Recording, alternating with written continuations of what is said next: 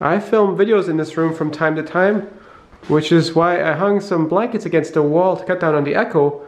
And I recently propped this light in the corner, and I kind of like it there, except it's always facing against the wall, so I think I'd like to make a stand for it.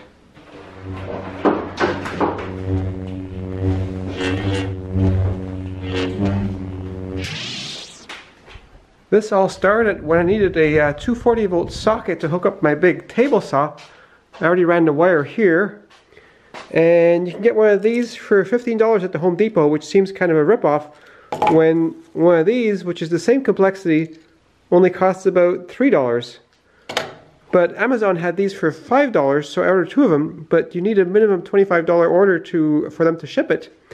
So I decided to also order some LED lights. That's the ones up here. And there were 6 of them with 2 power cords, so you could make 2 chains of 3, but I decided to make 1 chain of 5, and they're at kind of a zigzag because I don't want them to be parallel to things like table saw or workbench edges, because that will make hard shadows.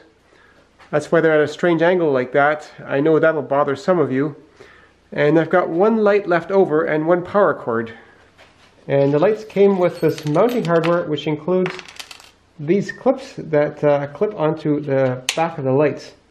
So I'll use those. Now I just need some kind of a base with a post sticking out of it to mount a light like this. Except for maybe a little bit bigger than that. Maybe this piece of 2x6, I just need to clean it up a little bit.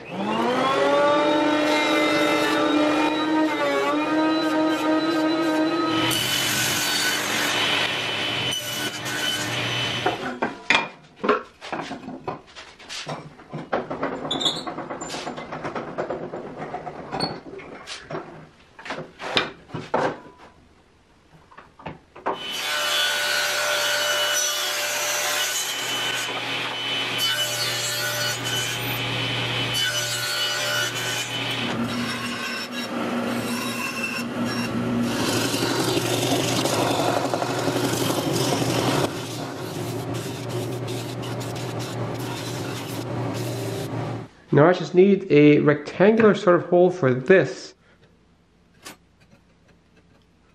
And I'll cut that on my slot mortiser.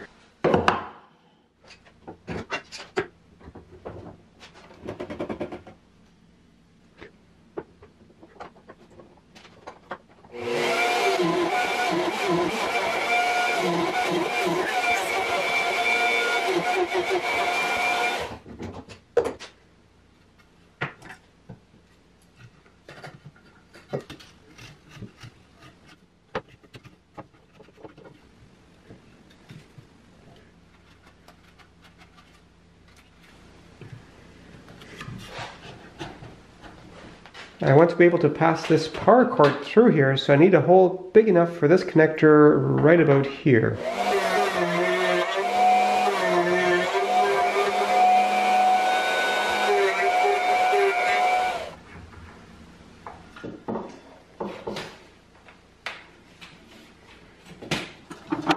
I figured I'd make that stick a little bit more elegant looking by narrowing it at the top.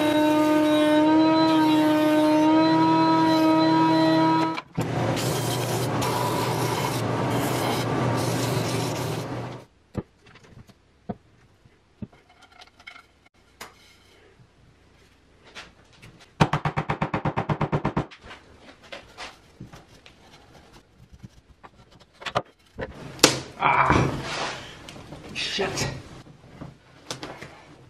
It's not worth having to clean a brush for such a small project, so I'm just using a piece of paper towel.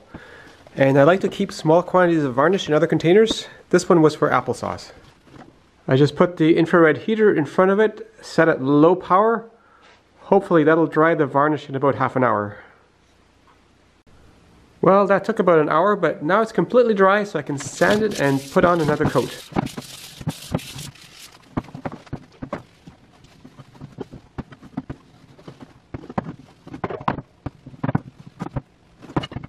For the second coat, I kind of leaned it against the heater a bit, which I think made it dry a bit faster.